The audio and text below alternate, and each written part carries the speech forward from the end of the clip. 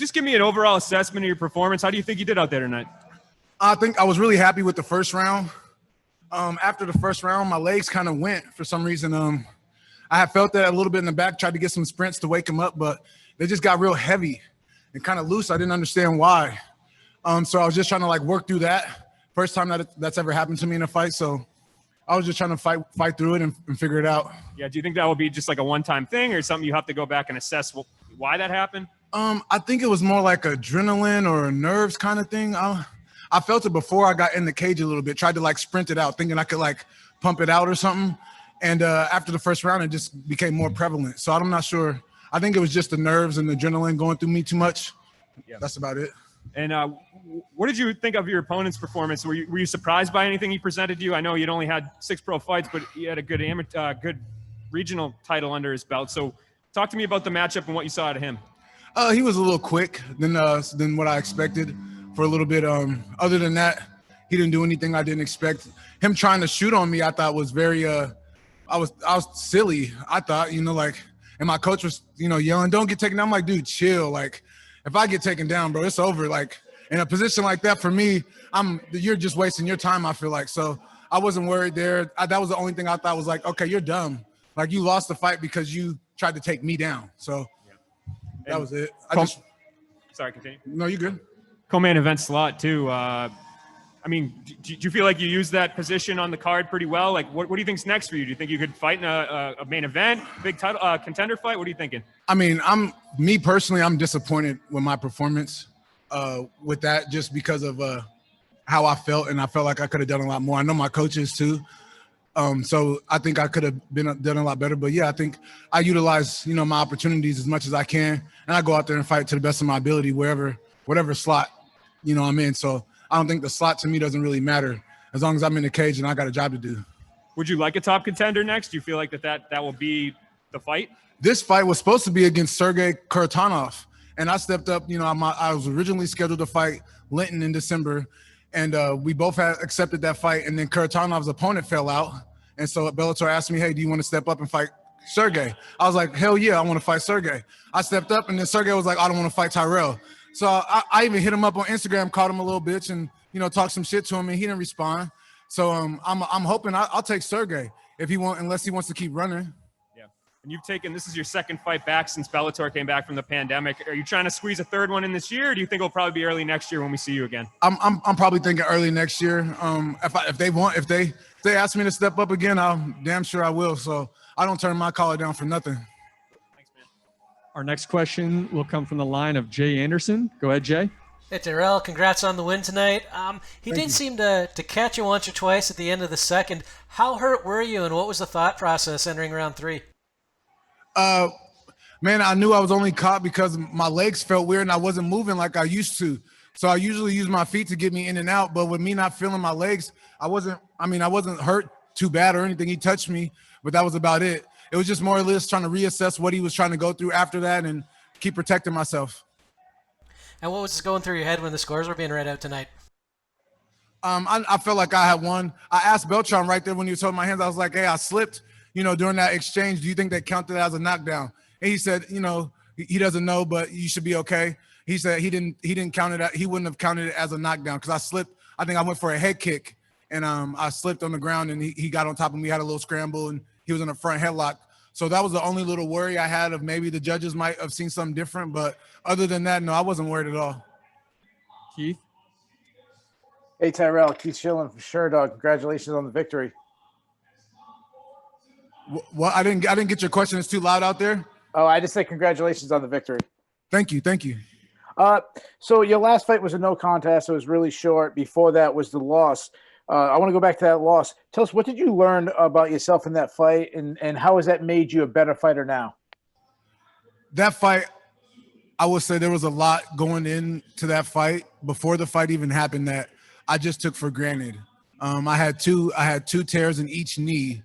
Two of them happened at the beginning of camp that I was recovering through, and then one had happened the Wednesday of the fight week while I was there in Thackersville. Before that, I had a ESPN interview, and I had TMZ talking to me right going into that fight.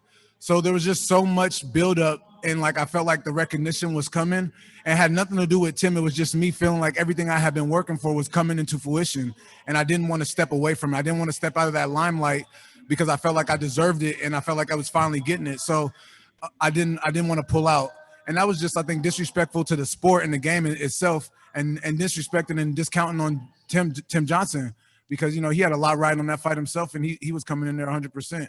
And so I think I just learned just to, you know, hey, if you're not feeling 100%, don't disrespect the game, don't disrespect your opponent, and don't go into a fight like that. So it was just not letting everything else influence my decision.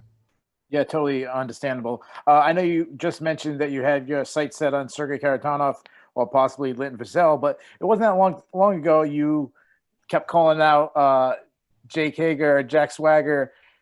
He recently fought. What do you think of his performance? Is that a fight you still want? Jake Hager is not on my level in any form. He cannot wrestle me, and if you've seen, he almost got knocked out by a bum.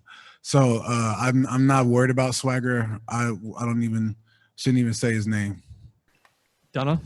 Hi, Tyrell. I just have the one. It's a little bit out of left field, maybe, but you've been there yourself. You've been knocked out in a heavyweight fight, and the big talk in heavyweight combat sports at the moment is this Deontay Wilder stuff that he's come out with during the last week. He claims that in the Tyson Fury fight, he got there was a tampering with the gloves. I mean, you've been there. You've been finished in that kind of way. Do you kind of understand where he's coming from with making the excuses and stuff like that, or what have you made of Deontay Wilder's wild comments this week? I didn't pay attention to Deontay Wilder. I don't give a shit about him. I mean, I don't even know what you're talking about. He claimed that when he got knocked out by Fury, that his coach spiked his water. He said that Fury had the gloves on the wrong way, so he was punching him basically bare knuckle. It was a big talking point this week. Didn't care. Don't pay attention to it. No worries, man. Thank you. Simon? Simon, go ahead. Congrats on the win. The one question I have for you here is how important was it for you this week to pick up this win tonight? Extremely important. I mean, I think that's where the nerves come from now that I'm sitting there thinking about it, just like finally getting back in the ring again. I just wanted to fight. You know, I was telling my coach all week, I was like, I'm just so excited to finally fight again, because the last fight was a no contest. I only got in there for 2 minutes and 30-something seconds maybe. And then the fight before that, I got knocked out in the first round, so I didn't even get to perform it again. So for me, it was just really getting in the cage again, feeling the fight again. You know what I mean? You start to miss that atmosphere, and you get edgy for it, you know? So for me, it was just getting back in there, performing, and just fighting.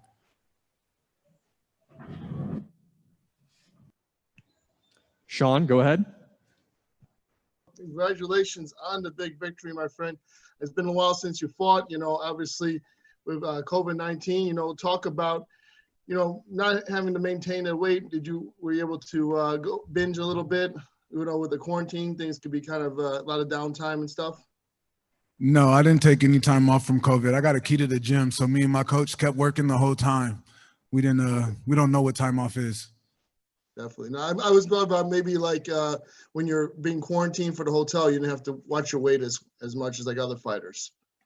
Oh, no, yeah, I'm a heavyweight. I didn't have to watch, but I eat clean as it is, you know. So for me, it's actually eating more food. I have a nutritionist now, and I get in trouble because I don't eat enough food. I can go, you know, I don't eat unless I work out. So for me, it was changing my diet, making sure I'm getting enough calories.